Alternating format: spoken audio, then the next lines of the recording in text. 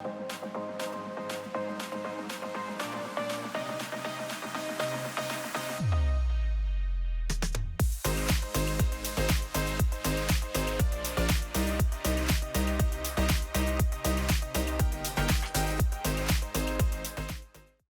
everyone, and welcome to the Savvy Cast. This is Jamie, and I'm grateful that you're joining me today. I have a very, very special episode today, and it's one that I hope every female will listen to or watch and share their daughters, sisters, especially young women. This is going to be a very important episode. I am joined by one of my dearest friends on earth and her daughter. The Tomlinsons are very important and dear to my family, and Mary Catherine and her daughter Marlee are here today. They are my special guests. Mary Catherine and Marlee, thank you for being here.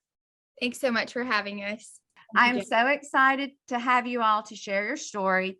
And I'll just sort of explain to everyone how we know one another. But before we begin, I always ask as an icebreaker question, what you would choose as your last meal. Remember, calories don't count. You're going to go see Jesus. You just get that one last meal. I think I would have to choose something at least 3 or 4 courses. Maybe start with like a sushi appetizer, some sort of fish dish for the main, and then ice cream for dessert. That sounds very good. I think I would skip all grains and just go with fried shrimp. Oh, that sounds good. Yeah, I could go with either of y'all. And hush puppies. Oh, yes, with ketchup. Mm-hmm. Yeah. You can tell we're Southern born and bred. Okay, well, everyone, I'm just going to start out, and then I'm going to release most of this time to Marlee and Mary Catherine because their story is one that needs to be told. But I just want to share how we know one another. Mary Catherine and I have children who have coincided. Our babies are both sophomores. One is at Alabama, mine is at Auburn. And JR, her son, and my twins graduated together. So we were literally together for every President's Day event, every recital, every teachers that we've just known each other, love each other. And her beautiful daughter Marlee, this is her story. And I would just like for y'all to, Marlee, would you introduce yourself and tell everybody a little bit about what you're doing and who you are? Absolutely. So I just turned 23. I just finished my first year of law school at the University of Alabama Law. And so it's been a busy, crazy year, but grew up in Birmingham and went to Briarwood. You were the only child that I didn't have one in the same grade. Exactly. But and I will just say this because you would not. Marlee was one of the students who is exceptional, a standout student in grades and in character, and in every way. Marlee is the kind of daughter we would all be thankful to have. So, okay, so guys, I just want to preface this by saying I thank you for sharing what is very, very profound. Your story is not an easy one to retell, but I thank you. And I'm just going to let you all just start. Marlee, start and let's just tell everyone your story. Yeah. So I guess it kind of starts back when I was 16. I had a very large cyst on my ovary, had to get it taken out. There was twisting involved. It was very painful. And so my doctors had put me on birth control. So I was on it for a couple of years and I just didn't like being on it. I didn't like the way it made me feel, but I was on it because it made them more comfortable. And then I think I got off sometime during college, and then my gynecologist put me back on. She said, I really feel most comfortable with you on the pill. Like it'll balance your hormones. It'll just make sure there are no cysts. And so I believed her. I was like, okay, this is fine. And I think I was on one of the most strong doses you could be on and one of the most dangerous birth controls you could be on. And so do you mind sharing that, Marlee? Because yeah, absolutely. So it was called Yaz or Yasmin. So even the generic forms, it's all the same, but it's one of the strongest, most dangerous pills that you can be on. And I didn't know. What dosage? You said you were on a very strong dosage. I think I want to say like it was probably 3 milligrams, maybe. I mean, it didn't seem like a lot to me, but I guess it was, I don't know how they determined that. So I was going to say it wasn't necessarily a strong milligram dosage as much as it is that it was a very dangerous form of birth control. Yaz or Yasmin, and then another drug, ortho-est. Ortho-est are two of the most dangerous birth controls to be on because they cause the most dangerous clots, pulmonary embolus, those type things. So it's not a milligram dosage as much as it is just a bad drug. Yeah. And this was prescribed to you by a doctor Yeah. at your age. Mm-hmm. And we'll get into, because many doctors, based upon your research, are prescribing this. And I think people are going to want to know what you have found out. But Right. let's go ahead and tell your story. Marlee, finish telling. So I guess it starts when all the symptoms arise. It's my first year of law school. I'm crazy busy running around. I've never been so stressed in my life. And anybody that's had professional school experience knows that it's just a lot going on. And so I guess it was September of this past year, I started having pain in my right calf, and it was swollen, and I thought something was wrong. It felt like a pulled muscle. And I work out every day. I eat healthy. I'm not your typical candidate for a blood clot. And so I thought, surely it's a pulled muscle. Surely it's something small. And so I just go about my life. I think everything's fine. I'll take Advil, the swelling goes down, and then it'll come back. May I ask you a question, Marlee? Yes, ma'am. Okay. Can you describe that pain? You say there's swelling. Was it throbbing? Did it come and go? Yeah. I mean, it was weird because there was swelling, and then it really did feel like a pulled muscle. So it wasn't like a sharp throbbing pain, but just like a dull, achy feeling in my calf. And yeah, like sometimes it would go away and I would think, oh, then I'm fine. Like there's nothing to worry about because it's gone away. I'll take Advil and it helps. But it progressively got worse. And so I didn't know what it was. So I told my parents about it, and my parents had suspicions what it might be. But we didn't know. Let me insert here that your father is an anesthesiologist. Yes. And so you have medical. We have lots of medical knowledge in the family. And so they had a suspicion it could be a DVT. But at the same time, I'm very active. Like there's no reason why I should have one. And so DVT meaning deep vein thrombosis. Absolutely. Okay. So they thought that could be it, but I was like, I'm fine. Like, I feel great. I don't think we have anything to worry about, and so I kind of blew it off. And then I guess mid to late September, I went on a bachelorette trip in Nashville for one of my best friends. She was getting married, and we were on our feet all day, walking around, shopping. And when we got home later that night, my calf was huge and my ankle was swollen, which was weird, just the right one. And so I thought, gosh, that's strange. And I sent pictures to my parents, and they said, you have to come home immediately. Like they knew what it was. And so I came home early the next morning. We went to the ER and had an ultrasound done on my leg, which should show any clots. But the ER that I went to missed it. Like I don't know if the scan was read wrong. But I had all the classic symptoms, and they said they couldn't find anything. And you went to an ER at a reputable hospital. Yes, absolutely. Very reputable over here by my house in Birmingham. And yeah, I mean, I took that as a clean bill of health. I thought, okay, it must be, sciatic nerve pain because I sit in these uncomfortable chairs in the law school all day. Like maybe that's what it is. And so I just thought there's no way it could be a blood clot. And I went on about my life and did not worry about it again. But a few weeks later, I was walking around the law school and like limping on my leg. It hurt so bad. And I was thinking, gosh, like it must be my sciatic nerve, just like sitting all day. Like this nerve must be so aggravated because it runs down the whole back of the leg. And that's where I was having the most pain. And it wasn't even just pain in my calf at this point. It was all the way up the back of my leg. So I thought it's got to be sciatic nerve. And so earlier that morning, I'm so sorry. I'm just wanting to get as many details.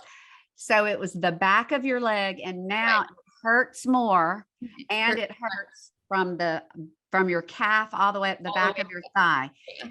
And did it come and go, or is it now almost a constant? Now it's constant. So it got progressively worse. And at this point, I think the night before this day that I'm talking about in particular, I woke up in the middle of the night several times. And I just remember praying, like, God, please take away this pain, like to where I couldn't sleep through the night. That's how painful it was. And the swelling, it felt like my leg was going to pop because it was so swollen and hurt so bad.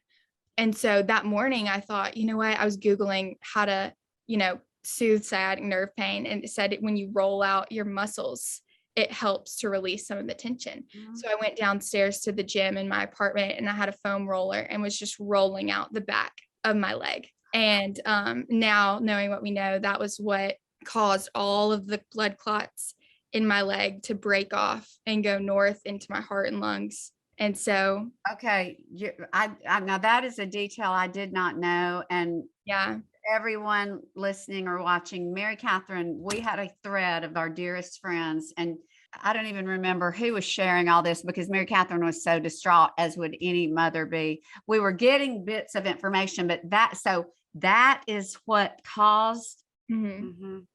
Okay, Right. so if someone has a deep vein thrombosis, massage. Don't or- massage. Yeah, nothing. You like if you have a Wow. blood clot in your leg or you suspect that you do, you don't want to do anything that could dislodge it. You just want to immediately go to the ER and get it checked out. And so, Okay. and if the ER that I had gone to before had caught it, none of this would have happened. We would have realized, oh, I have blood clots in my leg. We need to be put on a blood thinner and it'll go away over time.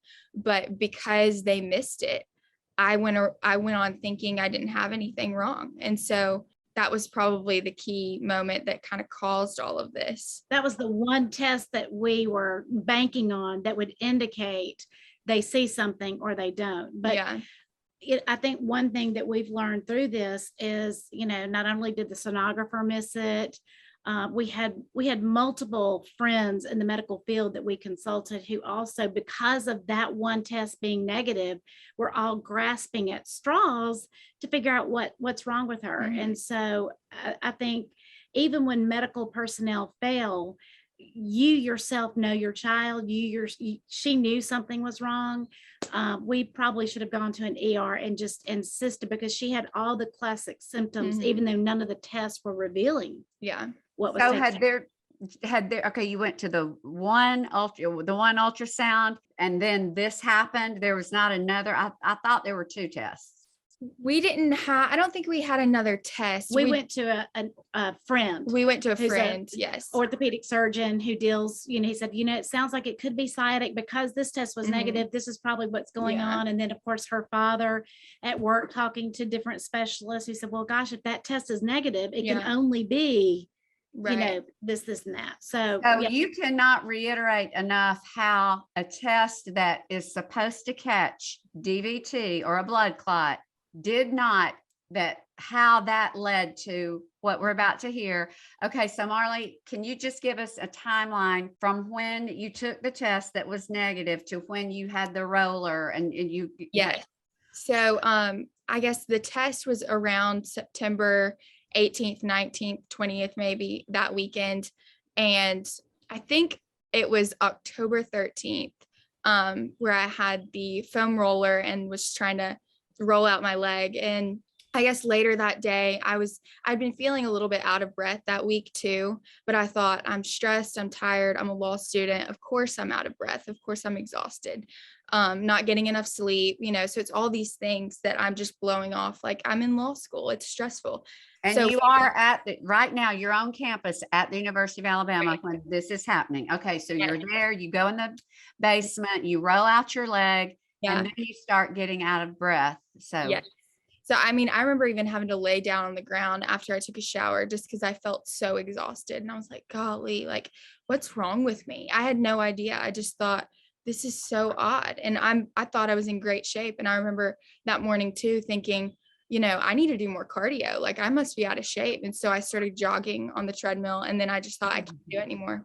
And so I stopped and went upstairs, got ready for class, and went on my way. But later that afternoon, I was going to, it's called the wine market with some friends. So we had a glass of wine and a cheese board, and I felt okay when I was sitting there with them and we were just working on school.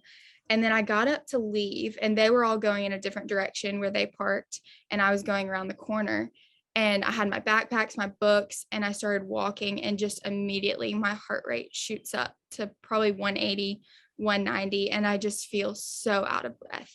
And I was so scared. I was like, oh my goodness, something is very wrong. So I sat down on the side of the street in downtown Tuscaloosa, like couldn't make it to my car. And I just called my mom. I was like, something is not right. And I finally made it to my car, and she was like, you need to call 911. And so I'm driving. She's like, can you get to DCH? Can you get to your apartment? And so I'm driving, and then all of a sudden I just feel like I'm going to pass out. And I told her, I think I called her and I said, hey, I'm parking my car on University and 22nd. So if I pass out, you'll know where to find me. So I unlock the doors, leave my car on, and just like sit there trying to call 911. And the paramedics show up. My parents are an hour away, and they run all these tests, and they say, we think you're having an anxiety attack. You're a law student. We see this all the time. You're probably anxious. At that point, just having them there, my heart rate had gone down a little bit because I was less anxious. And I was like, I don't know what this is. And they said, I don't even know if they asked me if I was on birth control. That wasn't even a question. Did they look at your leg, Marlee? They did. And I said, can't y'all see how it's swollen? And I gave them a rundown of everything that had happened the past couple weeks before that. They were like, well, it's up to you. We can take you in the ambulance, basically belittling, the symptoms I was having, and just thinking this young blonde girl is being ridiculous. She's anxious about school. She needs to calm down. But with a heart rate of like 180 and 190 and all of these symptoms, and of course I didn't know anything. So I didn't know what that was, but they should have. And so at that point, my mom had called one of my sister's friends to drive over to where I was, pick me up. She even signed off on, the release form, because they were like, it's up to you. An ambulance ride is really expensive if you want to do that. So I just thought, well, gosh, I don't want to make my parents pay all this money, but if I'm having an anxiety attack, like I'll just drive myself there and figure out what's going on. But I couldn't drive. And so my sister's friend drove me back to my apartment. She took me upstairs. I sat on my bed, talking to my mom on the phone until she got there, and we went to DCH. And finally, when they got all the tests run and everything, they said, what test did they run, Marlee? They did a CT scan. They did an ultrasound of my leg and an ultrasound of my heart.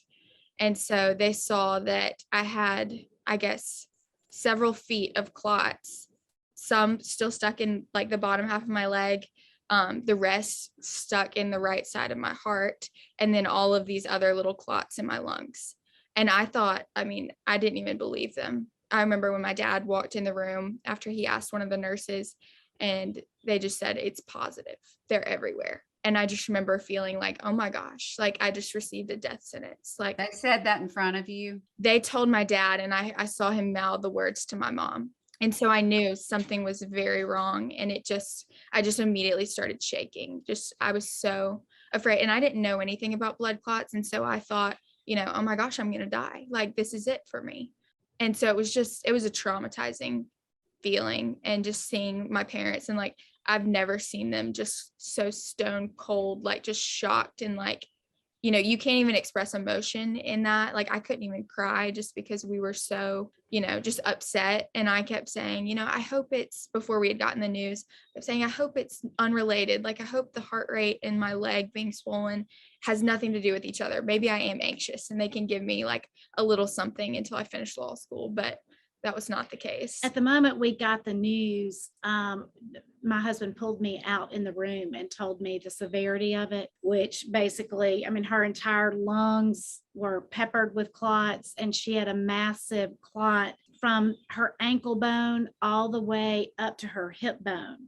And from the kneecap to the hip, that area had broken off and was lodged in her heart and lungs.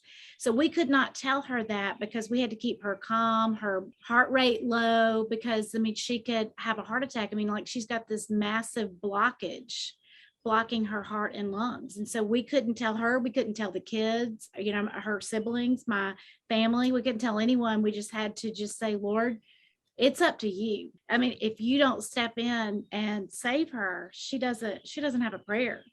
I know that the guys in Tuscaloosa were talking about, we really it's so severe. We really don't want to do anything. I mean, we could crack her chest, but luckily my husband has a very good friend who's an interventional cardiologist at UAB.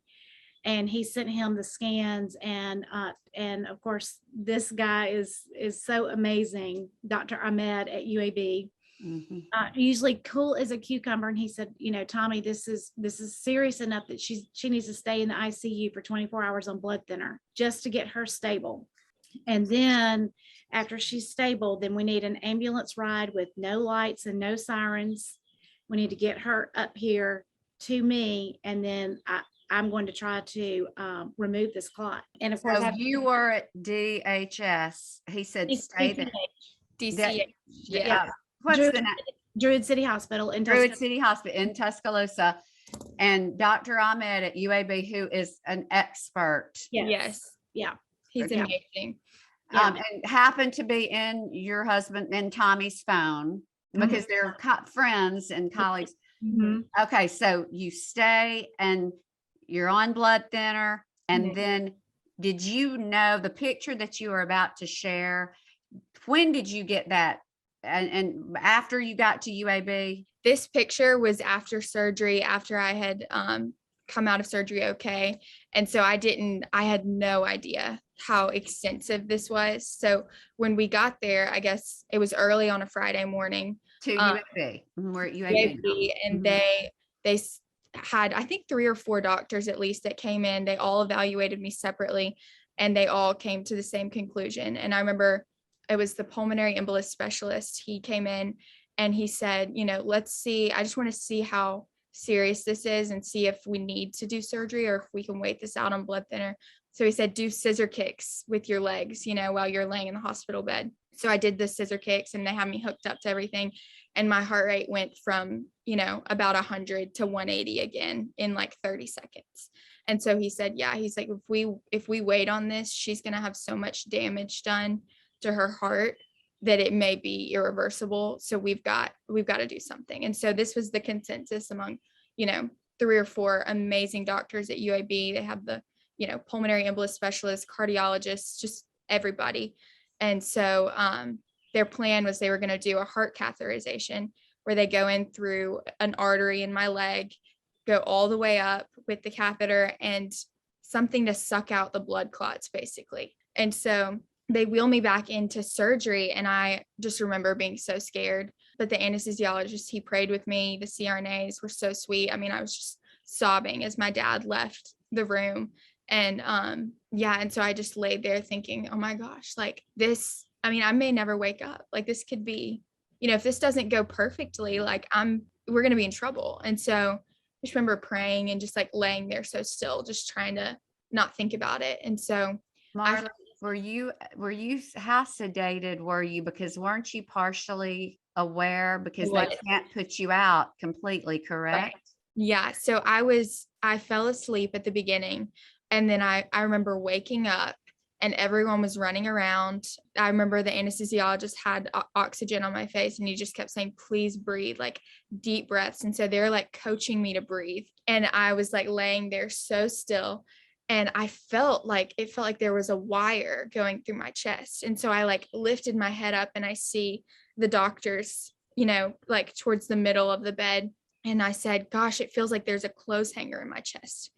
And my cardiologist like looks over at me, and he has a British accent, and he goes, oh my God, is she awake? Like, Oh my God. He's so cool. And at this point I was okay and I was stable, but I was just like, oh my gosh, like I'm awake, like I could see. And then I looked over to the left, and they had, I guess it was a scan, something over my chest where they could see it on the x-ray or whatever. And so I looked up, and I could see them with the catheter, like fishing through my lungs up into my heart, just pulling all of these clots out. And so I just I wanted to cough, but I couldn't because, that would have messed them up. And so I just had to like breathe deeply. And I think I was awake for probably the second half of But everything. the first half, I was unaware of until after. and we knew about how long this procedure would take. And so, after that amount of time, 45 minutes to an hour, and we're expecting to see him come out of the room to give us the report, he didn't come out. And that was alarming. And so, we just held hands in the waiting room and just said, Lord, if you don't show up, she's not going to make it.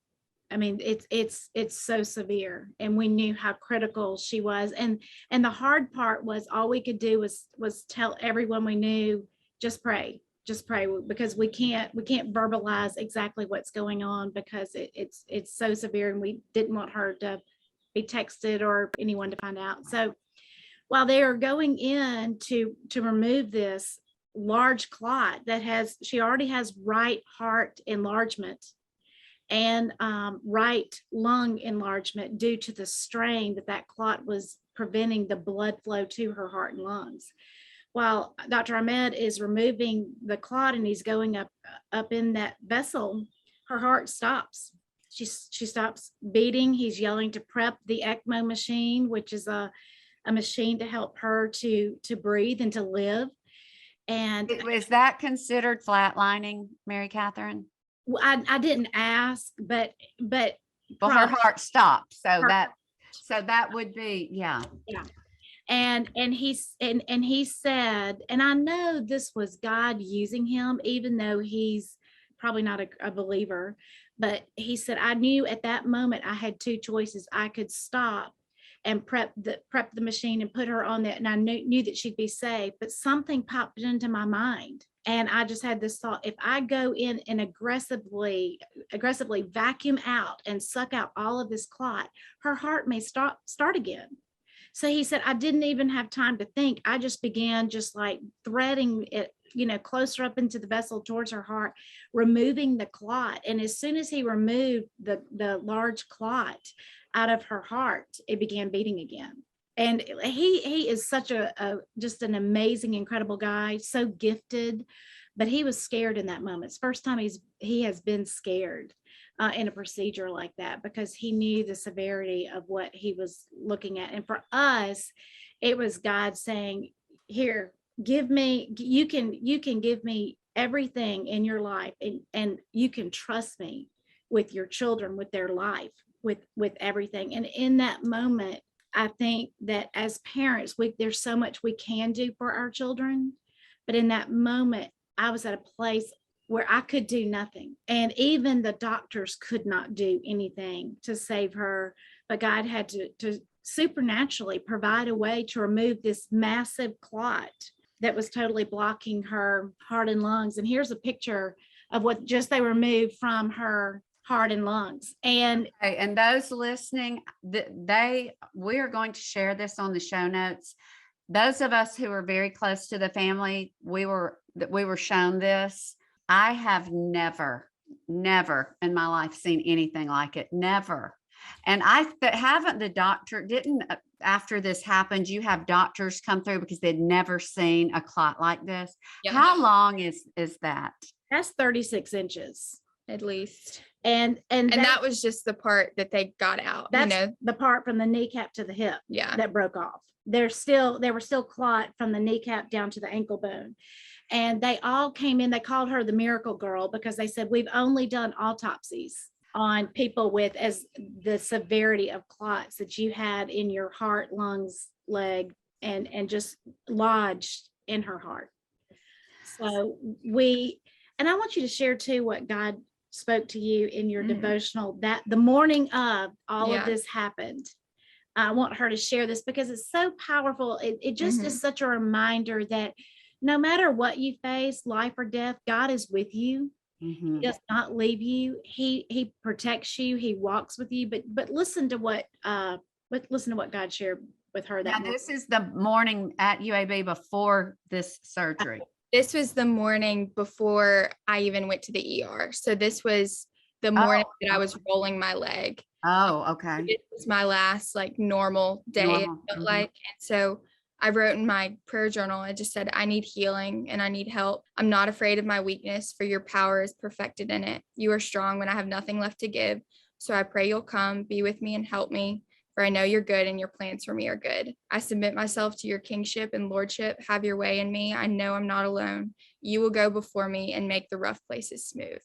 And so at that point, I had no idea what was ahead of me, the kind of semester I would end up having. And there's a song that I listen to almost every day. It's called Good Shepherd by Upper Room. And one of my favorite parts is a line that says, oh, good shepherd, I'll follow where you lead, for your steps have tested the strength of the ground before me. And so when I think about that, just like, spending time with the Lord that morning and just feeling so assured, that he was going to take care of me, and he had already gone before me and tested the ground, tested the way to the ground, knowing that I'm not going to fall through, that he's going to take care of me. And he made it all smooth. And it wasn't easy by any means. And it was painful and the hardest thing I've ever had to walk through. But he was with me for every step and saved my life. And so it's crazy because there was a time when I really didn't want to talk about it. I didn't want to think about it. I mean, it was so emotional. Just the past 6 months, I mean, it's been really hard. And I would say like the physical battle in that was hard, but the emotional battle and just like the mental struggle to like, okay, he saved me once. Like I should have all the reasons to trust him, all the reasons to not be afraid. But when you walk through something like that, you're scarred in a way. And like, I didn't want to be by myself. I was afraid of everything. It wasn't even just like health concerns, but just afraid like of horrible things happening because I had this bad thing happen.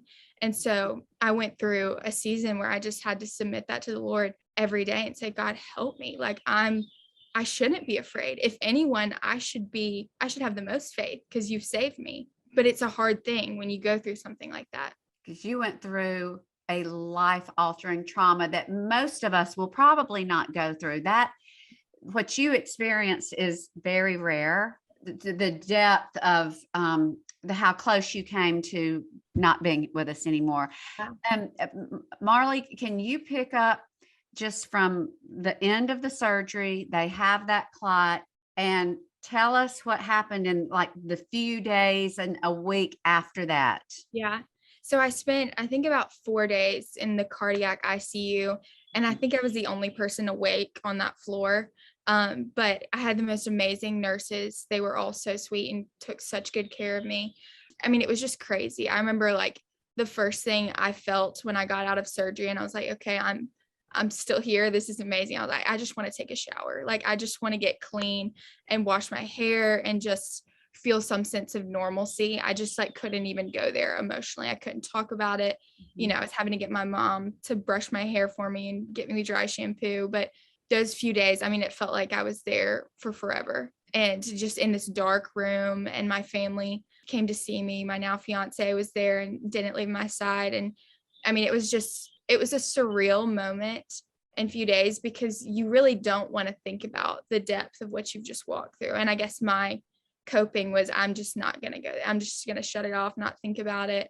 But they wouldn't let me get up. They wouldn't let me get out of bed and go to the bathroom. And so it was such a humbling experience thinking, okay, I'm fine. Like, the Lord saved me, but I have to lay here and like be monitored and be checked and just, not get any sleep hardly because I'm just, under such tight surveillance, which is amazing. And I'm so grateful for it because they really did the best job taking care of me and making sure I was okay, and just coming up with a plan of what to do next and how long I was going to be on blood thinners. And so, I mean, I was, surrounded by some of the most amazing doctors in the country. Marlee, how long do you have to be on blood thinners, and will these completely go away? And at some point, will you be able to get off?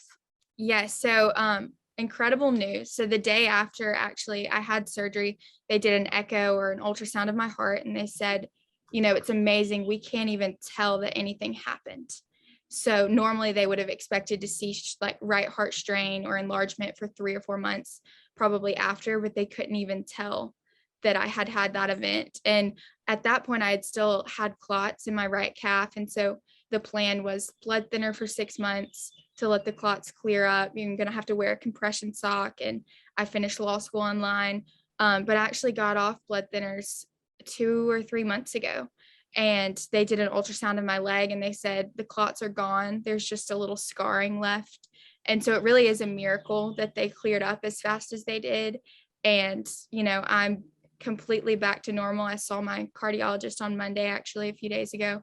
And he said, he's like, you know, it's almost overkill to check up on you now because you're in such great health. You know, you're fine. I've been cleared by cardiologists, you know, my hematologist, like just everybody who's been monitoring me. So it really is a miracle that I'm, you know, it's almost like you'd look at me and they'd look at the inside and you really can't tell hardly that anything happened. So, well, I want, first of all, to say life is great. Now you are about to get married. We are all so excited, and you're marrying a fabulous young man. That's a whole nother podcast, how that all came about. And, but I know that y'all have, Mary Catherine, you've shared some things with me that if I were a mom of daughters who might be on birth control, I would want to know. Now, I know that, I don't know based on tests or how, but you feel like this was a result of the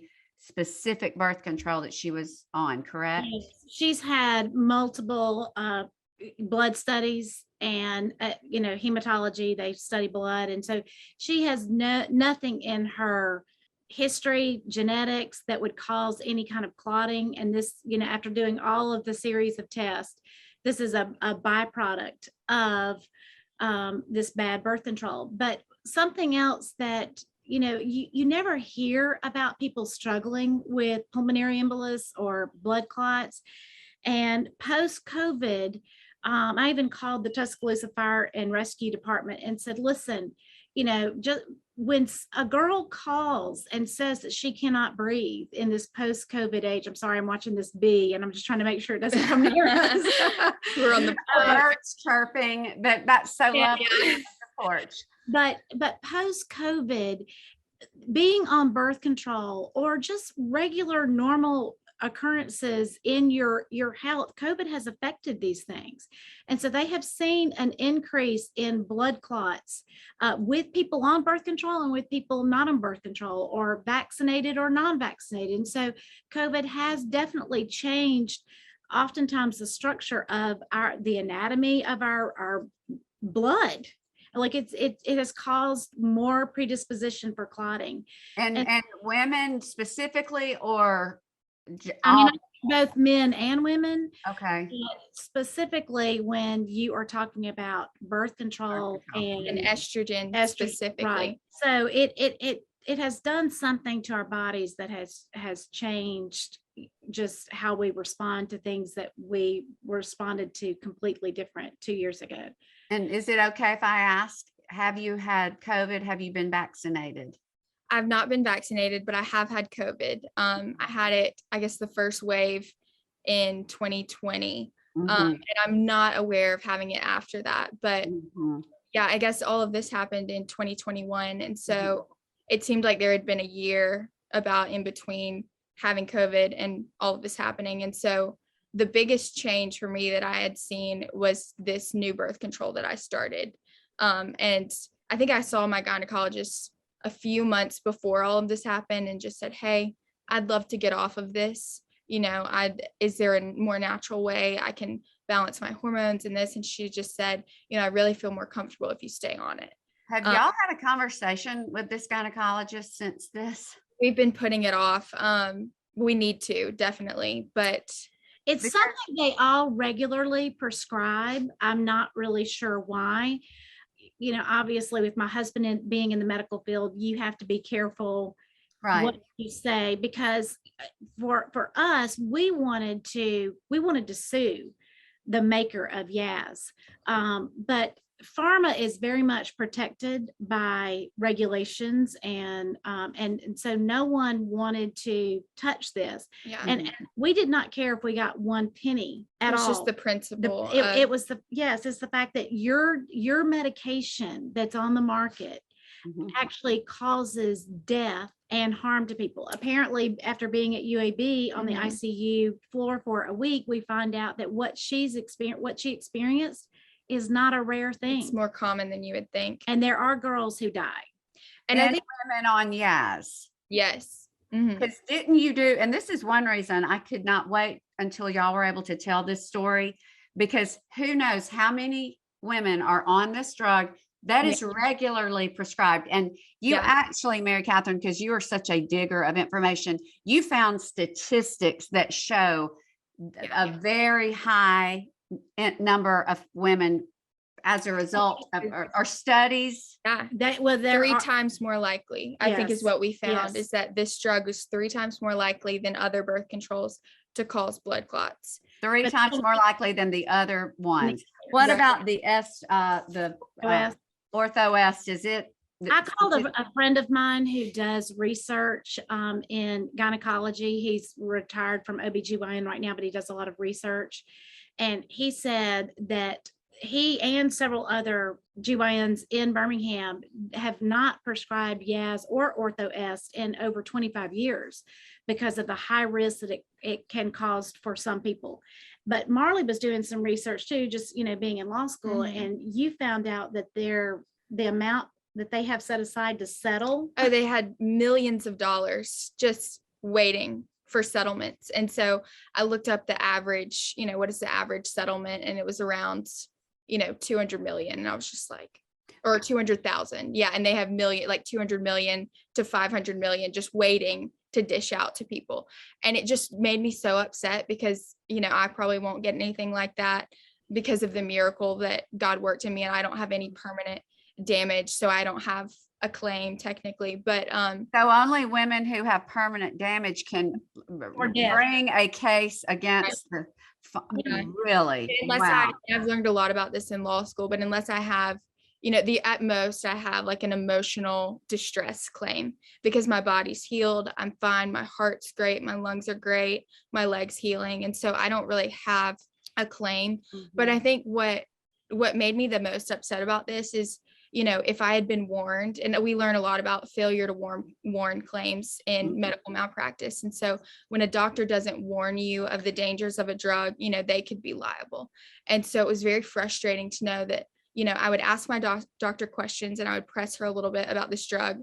And this was during COVID, so I couldn't take my mom in there with me. I was by myself. And she would just say, I'm not worried about you. You don't smoke, right? And I said, no. She's like, you don't have a history of clotting in your family, right? And I said, no. But she didn't explain, why she was asking those questions. And she didn't explain, well, if you're concerned, like these are the only symptoms you should look for. You should look for pain and swelling in the calf. You should look for this.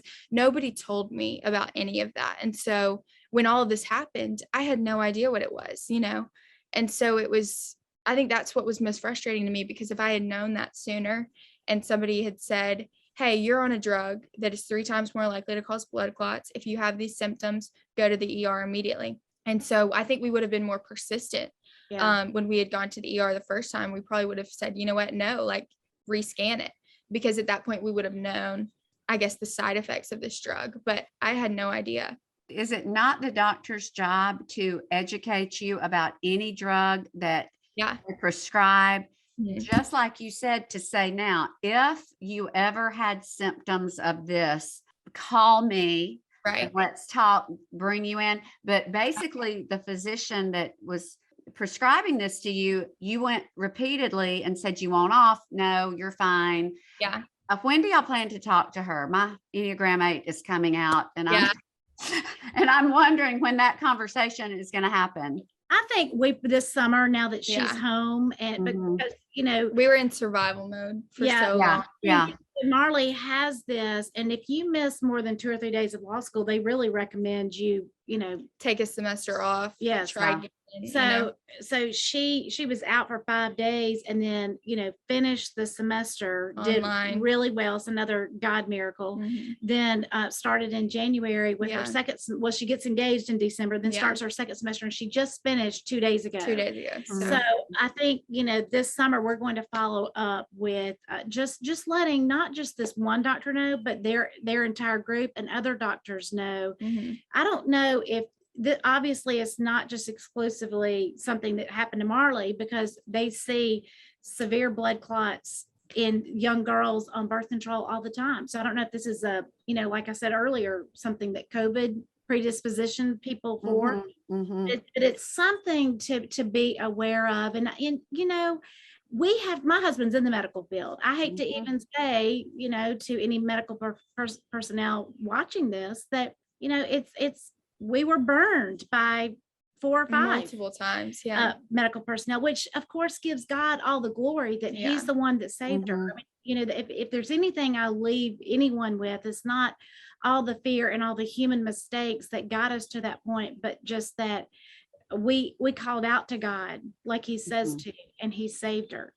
And without him showing up, she wouldn't be here today. But you are your best advocate for yourself and for your loved one.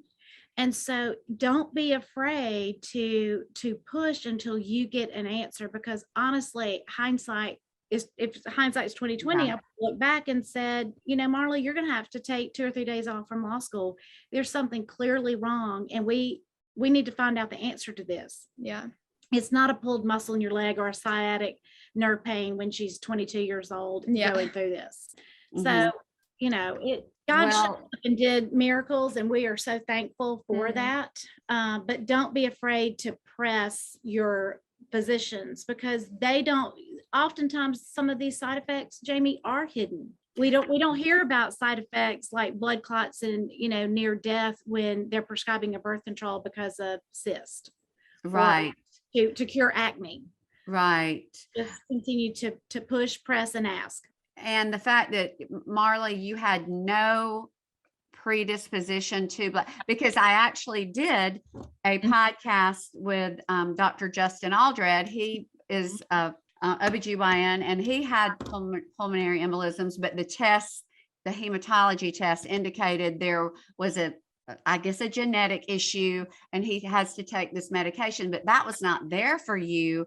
So therefore it points to medically that it was a result of this. And I just feel like with your knowledge of law and your experience and just your desire to help others, I think one day you might have some sort of something to educate and inform, because on many levels, this is very, very disturbing. For people who just have no idea. They take what their physician says and does not question. And you questioned, and then you still did not get what you should have. And that's the truth. But God gets all the glory, and we're just so thankful that you are here. And is there anything else that y'all would like to share before I let you enjoy the rest of this beautiful day? I don't think so. I think the main thing is testifying of God's goodness. And his divine healing and taking care of things that we as parents want to fix. The other thing I think too is that the peace that we had when Marlee's life was totally in the balance. Like if God didn't show up, we knew that she wouldn't make it. But the peace that we had, I know you probably felt like the Lord was with you. I know I felt like he was sitting in the waiting room with me, just trusting him, him with our life. I think I will live the rest of my life with a different level of faith, a different kind of trust in God than I ever have before, because I've seen him show up and care for and heal our family. And thank you, Jamie, just for allowing us to share this story. Thank you for heading up. Jamie was the very first one, along with a friend of hers, Deborah, on our doorstep when I was in the hospital, not even knowing what was going to happen, bringing food and taking care of my family when I could not even take care of our family. So thank you, Jamie, for all that you've done for us during this time. But it has been like it was an event that happened in October, but it's not something that we've not been walking through every single day since that day. Yes, it's still something that and just mothers listening and fathers, the total inability to do anything but just trust God Yeah. And know that you had the best doctors, that ultimately it was God, and he did deliver you, and we're so grateful. And thank